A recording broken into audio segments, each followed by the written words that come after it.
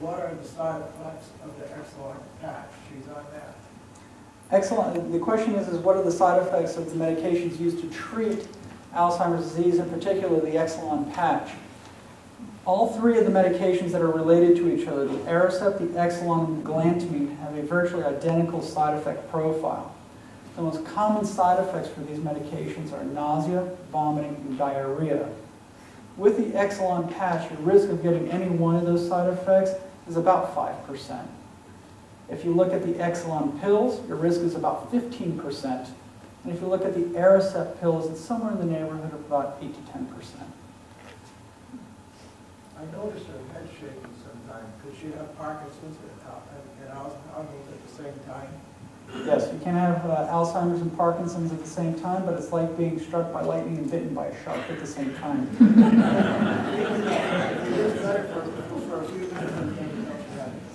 Most people who have a head shake most likely have just a head shake. They probably have essential tremor.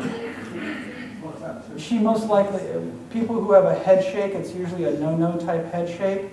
It's usually an essential tremor. Okay, it's not all the time. Yeah. Thank you. You're welcome. Yes, ma'am. Doctor, my question is twofold. In your experience, how does a head injury, does that accelerate the Alzheimer's?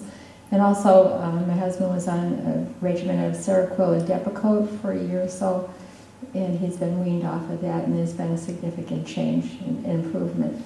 So is sometimes medication, is it over medicating people, or maybe I'm asking the wrong question, but maybe you could help me out.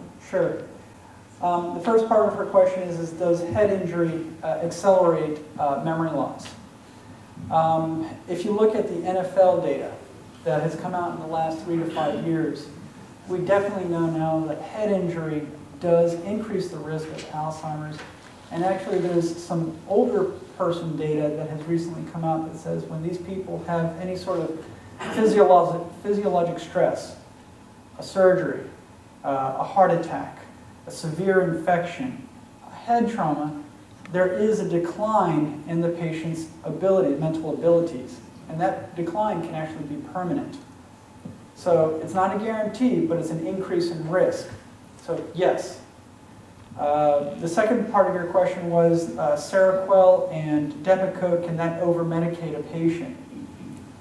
If the doctor is throwing Depakote and Seroquel at a patient, that usually means that they're trying to keep the patient from injuring themselves or injuring others because behaviorally they're probably just a little bit on edge and they're trying to calm them down. Now with everything we do in medicine, there's always a dark side. Every pill you take, all right, everyone in the pill that everyone in this room takes has a side effect. And some of them are not so fun. And as a physician, you have to think, okay, what is the side effect here? And what's the benefit? What is my goal here? And does the benefit outweigh the risk? Can you over-medicate a patient? Absolutely.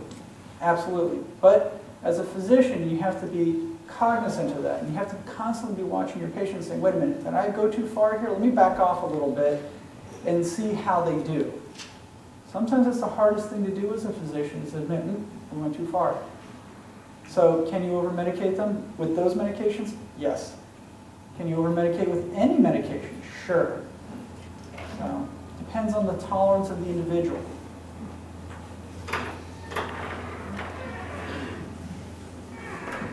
Does MCI always turn into Alzheimer's? No. MCI, for those of you that don't know, is mild cognitive impairment. It's this very strange garbage pail term that we have now. MCI just means that your memory is not working like it used to when you were a younger person. So we do the memory testing on you, and it says, well, instead of being up here, they're about right here. Well, what can cause MCI?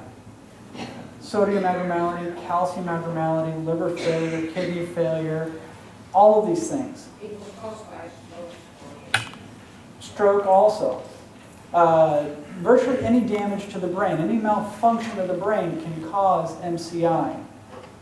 The dark side of MCI is, however, amnestic MCI. That's the type of MCI that carries a very high risk of progressing to Alzheimer's disease. Now notice I said risk, not guaranteed. There's only one thing that's certain in medicine: death. That's it. And everything else is based on percentages, and that's kind of hard to deal with sometimes when you like black and white answers. MCI does put you into a higher risk category.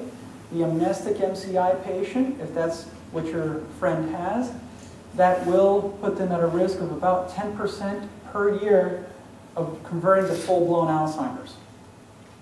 So the chance is pretty high of it. With amnestic MCI, with plain, And that is the MCI you get for stroke. no. Amnestic MCI is without a stroke, typically. It can be due to a stroke if the stroke is in the right location, but that would have to be a stroke localized perfectly. That's kind of a tricky one. Stroke-associated MCI typically does not progress to Alzheimer's disease. It would progress if the strokes kept coming back, if the patient kept on having more and more strokes, it would progress more to a multi-infarct dementia. That's different than Alzheimer's dementia, but a dementia nonetheless. As most of us here are caregivers, and I'm sure there is a time in our lives that we say, oh my gosh, what happens if this happens to me? Are there things that we can do as a caregiver, or are there signs that we should be aware of that it's happening to us? So are we looking for, what can we do to stave off Alzheimer's? Yeah, I think so. Okay. There are things you can do. The first is, whatever underlying medical conditions you have, control them. Hypertension. As best you can, keep your blood pressure in that butter zone. 100 millimeters of mercury to 130 millimeters of mercury. All right? If your blood pressure runs too high, you're at higher risk of having vascular disease in the brain, and that's going to destroy your memory. Okay? Cholesterol. Well, you want to keep your bad cholesterol, the LDL, as close to 70 as possible. Okay? That's a tough number to hit. Sedentary lifestyle. Get rid of it. You've got to exercise 7 days per week. All right? You pick it, doesn't matter what it is. Walk, swim, bicycle. Do whatever you want to do, but get the body moving. They've shown time and time again that sedentary lifestyle is a real killer. Not only because of Alzheimer's disease, but also because of heart attack and stroke. It's a pretty miserable situation to be in when you're stuck now because you can't move because you've had a stroke, and now you're getting heavier and heavier, now you become diabetic, etc. So exercise. Abdominal adiposity. That's a beer belly. All the men know what I'm talking about, and unfortunately, as women get older, they also get it. Due to the hormonal changes in a female body, they actually begin to store their fat, not so much in the tush and the hips as they get older, but they start getting it right here. And that's actually the bad spot to store it, is along your stomach. If you're a woman, you want to keep your waist circumference 35 inches or less. If you're a man, you want to keep your waist circumference 40 inches or less. I know what every guy in this room is thinking right now. My waist isn't that big, 40 inches. My shorts are 38. Men don't wear their shorts on their belly button. They wear it on their hips, too low. When you measure to figure out how big your abdominal girth is, it has to go right through your belly button. Through your belly button, straight around to the back, and you can't suck your gut in, you gotta relax.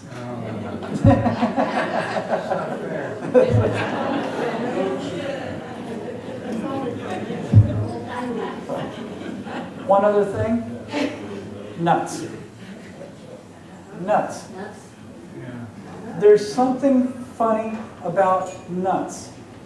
There's more and more data that's coming out about nuts that it reduces your risk of heart attack and stroke, and guess what? Maybe even Alzheimer's. So I tell my patients to be careful. If you have diverticulosis, you can't really eat nuts. But if you don't, if you have a healthy gut and you have no nut allergy, Nuts, mixed nuts. Just mix nuts. Go to Costco, get the big bucket for like $5. Take a little bit out every day. Okay? The only thing you gotta be careful of with the nuts is the calorie count. So take the calories that you're gonna eat here and take it out of the chips that you wanted to eat with lunch. Substitute your chips for nuts. Or the other way around, sorry. Fish. All right? Particularly the oily fish. Salmon, sardines. They actually lower your risk of having Alzheimer's if you eat it twice a week, 15%. Not bad. So I encourage all my patients to eat fish. Unfortunately, the folks from Ohio don't like that. They're real beef eaters.